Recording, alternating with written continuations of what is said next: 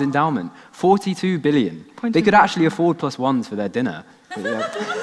Points, yes. Sorry. Is it not our academic reputation that drives Americans to apply to our universities rather than just this idea of a rivalry which forces them to pick between the two? I don't know. I think MIT is doing perfectly fine without Trinity Mathmos, like, it's completely fine. Okay, so, I mean, at Oxford, we do value quality over quantity.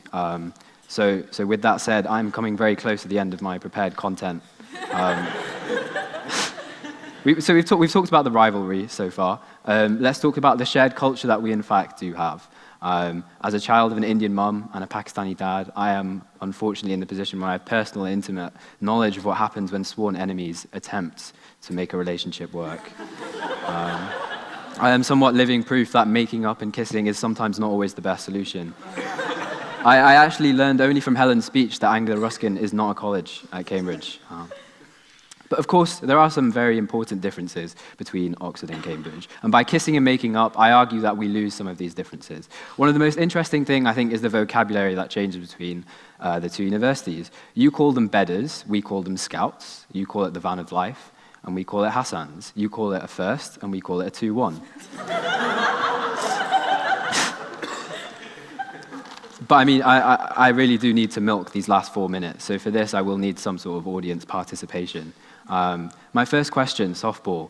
Clap your hands or stomp your feet if you think Cambridge is better than Oxford.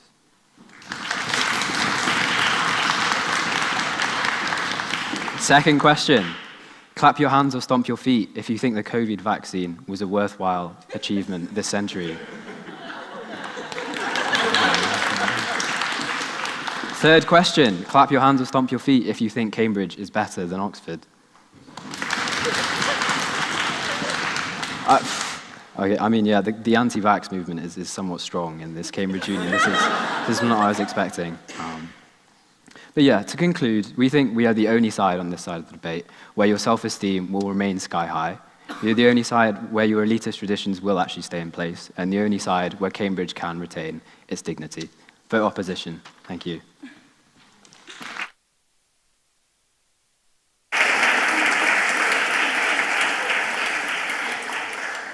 Thank you for that remarkably evidence-based speech. We now come to the second speaker for the proposition tonight, Theodore Gramer, who is a second-year HSBS student at St John's College, who represented Cambridge at the World Universities Debating Championship. Theodore, the floor is yours.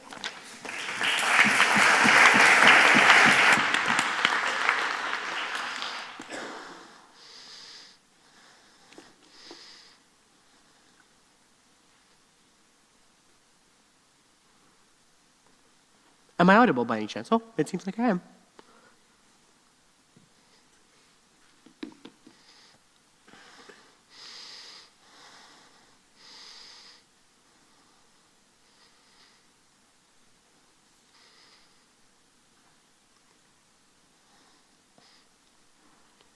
I can hardly think of two institutions that are just as self-absorbed as to attempt to have a debate on whether they should make up or they shouldn't make up, as though this rivalry that we have is of interest to anyone else but ourselves. So everyone is already deriding us for our ability of being self-absorbed. Yes, that is an ability.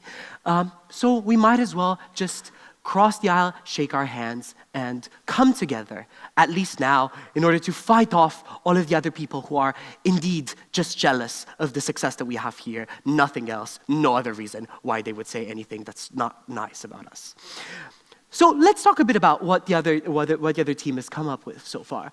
So essentially, it's just this discussion about academic prestige and self-worth, how you derive your self-worth from being at this institution or at Oxford, and through this rivalry that exists between the two.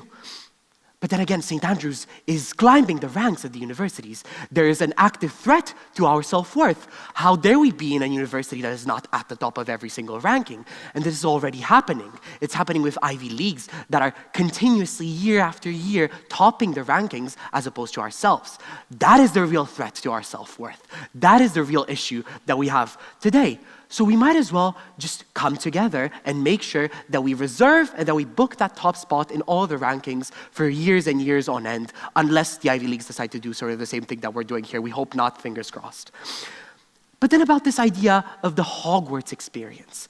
You're going to get the double Hogwarts experience if Oxford and Cambridge merge, and if we have that very, very high-speed train that we're going to be building between our two very beautiful towns. You're going to be able to go into King's and go into St. John's and here in Cambridge, and then look at some other buildings in Oxford. I'm not sure what other buildings in Oxford, but surely there's some beautiful things to see. We're very certain of that. We're going to be very happy to see that once we get our high-speed train, because right now we can't too far away.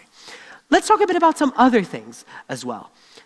So I'm going to be bringing two main points under the headline of the bigger the better, or the more the merrier. First of all, rowing. Currently, within Oxford, we have this very big competition in rowing between Oxford and Cambridge, the men's and the women's, right? But that's it. Imagine that it gets sort of fairly boring, especially when Cambridge wins so much, 45 wins to 30 wins from Oxford. Sorry, that's just a number that I found out on Wikipedia. So it does get quite boring. So imagine what would happen if we'd have an intercollegiate boat race, where every single college, we're going to be merging the colleges together, pulling them together with the sister colleges from the other town. We get double the talent, double the resources for training, and we get to build this rowing industrial complex that will be unparalleled in the world, as though anyone else but us cares about rowing anyway. And then the second very important thing to think about, Mayballs. Apparently, I was shocked to find out that this is only a Cambridge thing and there are no Mayballs in Oxford. Imagine the horror of not having to pay obscene amounts of money for an over-glorified party. We must save Oxford from that horror. We must make sure that the Mayballs reach Oxford as well. But fear not, we have a solution to this issue as well. We have a way to finally make the Mayball tickets worth it, to merge the two universities and to have sister colleges hold joint Mayballs. That means more people, more fun. Those would become such exceptionally famous events with budgets that would lure even the biggest stars to Cambridge. I have one thing to say, and if this doesn't convince you, nothing will. Imagine Taylor Swift at the Trinity Mayball, because we now will have the money necessary to pay for her attending. Definitely, that is how it works. She would definitely come to Cambridge. I swear, I hope so. I hope you hear me, Taylor Swift. All of these things we would just be able to achieve if we pooled our resources together, if we extended a hand of friendship to one another and decided that there's more to be gained from collaboration rather than from competition, including rowing and unforgettable nights at Mayballs with very, very pricey tickets. That's about it. And it seems like I'm sort of drawing to the end of my speech, so I would be very happy for any points of information. But if not, I think the Taylor Swift point definitely has convinced you. Anyway. Thank you.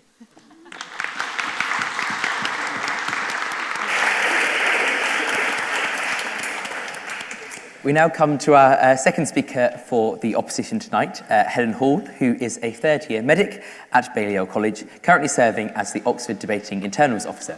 Helen has qualified as a speaker and judge at several university competitions. Helen, the floor is yours.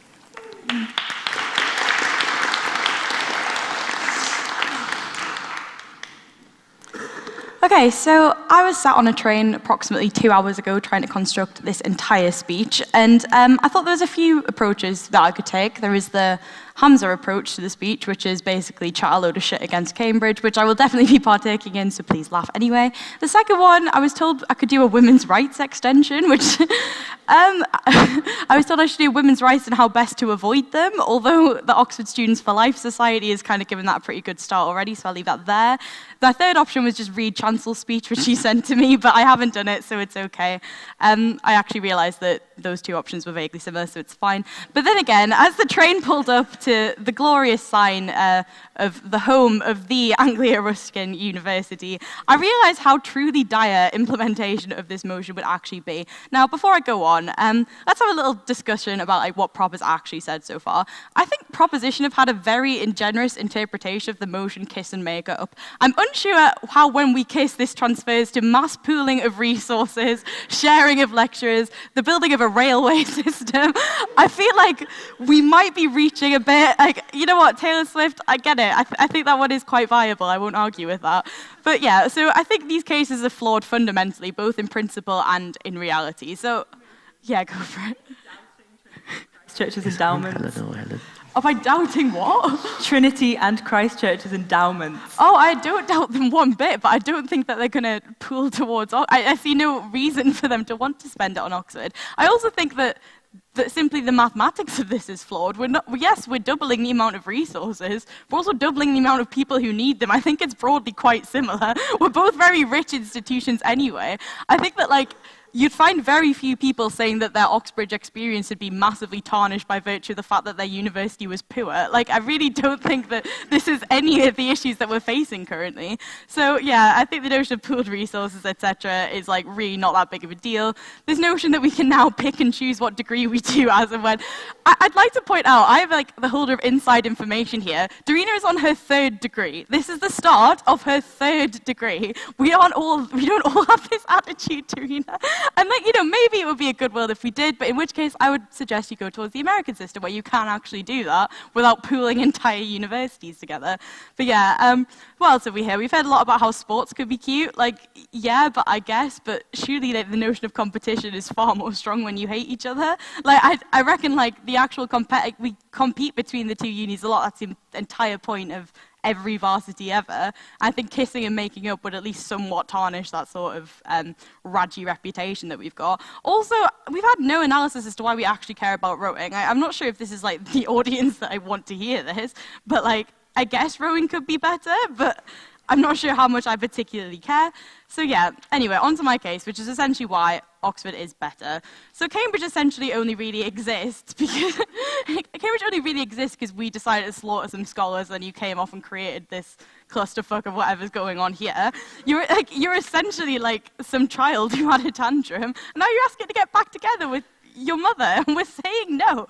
Like, you've literally been around for 800 years and you've still not worked out what colour blue is. Like, that's really embarrassing, guys. Like, I'm a doctor, like, colour blindness is okay, but you don't have to, it's okay. You also, like, unironically have all-female colleges, like, what is the crack with that? Like, why is that still happening in this day and age? I was told that by my friend that one of these colleges teaches fertility classes on how to not forget to get pregnant by age 30. Apparently this is Murray Edwards. I don't know what's going on with you lot, but I don't know if I want a piece of that. But in all honesty, it's entirely fair if you don't want a piece of us either. Like, we have shit like a pro-life stall at our freshers fair, although at least we had the common sense to put their shit in the bin. I'm not sure what's going on with Murray Edwards and Gurdon.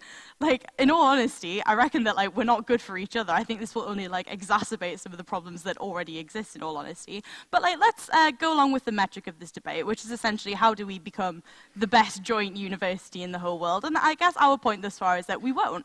I think, like, the idea of us competing is a far more enhancing factor to our performance than it is to, like, work together. Like, I think that, in all honesty, I don't particularly care where St Andrews lies on the rankings, or Durham. I care more about where Cambridge lies. And I think that's probably true for most like Cambridge people, right? The competition is far more direct than it is just being at the top. It's being at the top relative to your rival. Like, who even becomes our rival? Like, St Andrews, like, we're going to beat them anyway. We have far more money. Like, it's fine. Like, and all I'm saying, I reckon that like the most like productive way of like going about this is like enhance this rivalry and like try and beat each other. And like in doing so, we indirectly beat other universities like Durham, like St Andrews, or these other academic institutions, if you want to call them that, I guess. Like, the notion of, like, combining, like, collegiate events, like, I guess fine, but, like, we already have collegiate events within our individual universities. Like, these individual events can, like, happen individually regardless. I'm not sure why, like, enhancing the sheer number will actually, like, enhance, like, the quality of any of these things. I just reckon, all in all, it would be a bit of a clusterfuck. Does anyone have a POI? Because I've run out of material. You're on my team. Is anyone not on my team at a point? No, well, indisputable then. So in conclusion, we've won. Thank you, guys.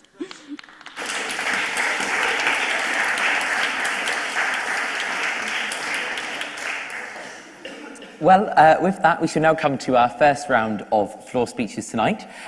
This is our moment for anyone in the audience here who feels very strongly on any side of the motion to speak up for 1 or 2 minutes in favour of their side. So do we have anyone here tonight who would like to speak in favour of the motion? If so, please raise your hands. Someone here. Thank you. Could we get a microphone over? If you go, I think from there, actually, that might be the best bet.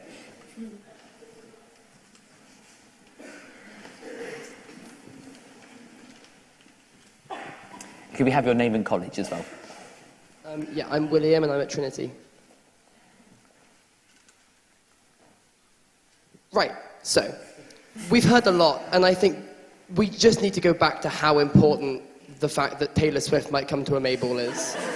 I think, because we also have to establish that it's not just Taylor Swift here, right? This is an annual event. We're not just talking Taylor Swift. If she's not your kind of person, you can have Drake or whoever else you want. And if that's happening every single year, year on year, we would be indisputably the best, regardless of what could happen on any league tables. The rivalry that might come later would stop being of any merit whatsoever, because if St Andrews were to turn around and start talking about the fact that they topped it this year, we'd go, did you have Taylor Swift? No. And there would be no point to going anywhere else, ever, not that there is now. But I think that does genuinely rule out the point of any other argument against it, because Taylor Swift is the greatest human being to have ever lived. Thank you.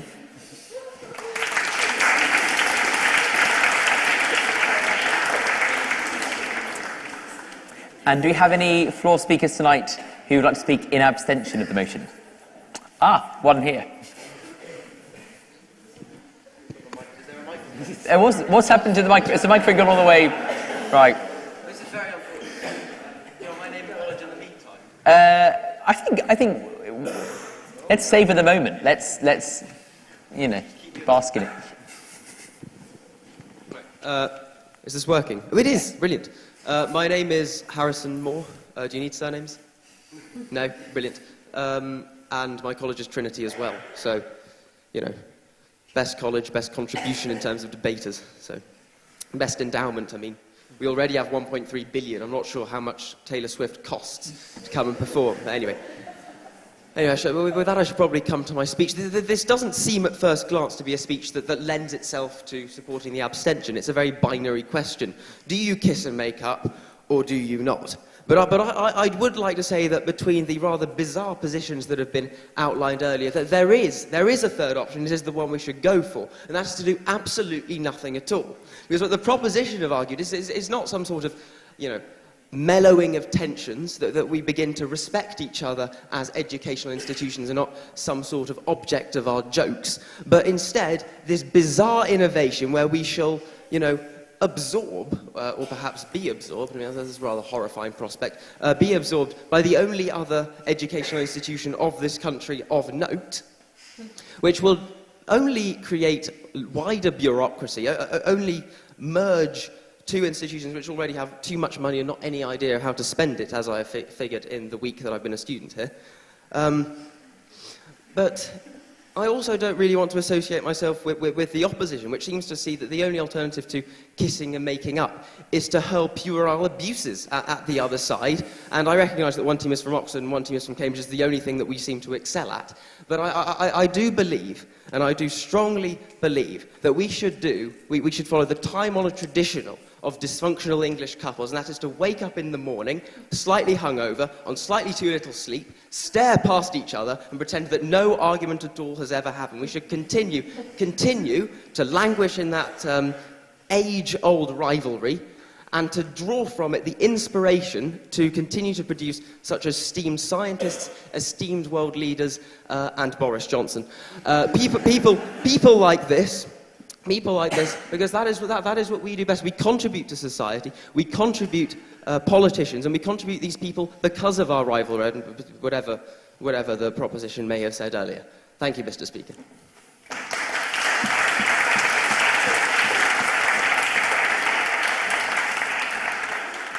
Thank you for that slightly alarming insight into the inner workings of your mind. We come now to the third floor speech of the night. Does anyone here like to speak in opposition of the motion? We have one hand. This row is pulling its weight too hard tonight, and I expect you lot to get your act together in the second round. Yeah. Name and college. So I'm Cass, and I'm from Trinity as well, unsurprisingly. And so there's one vital thing to me that the proposition and even the opposition have not yet considered for this motion.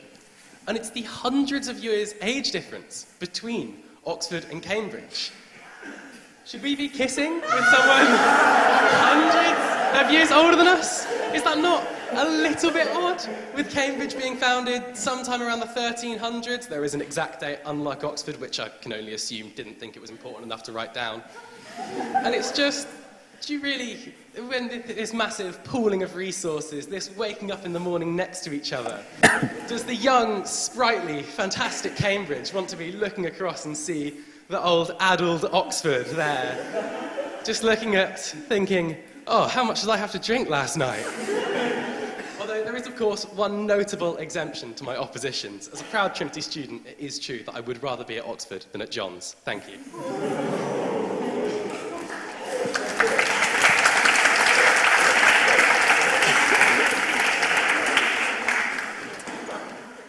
A very surprisingly high-quality round of floor speeches there. We come now to the third speakers on proposition and opposition, and we shall return to hopefully some slightly less alarming floor speeches following that. The third speaker tonight in favour of the proposition is John.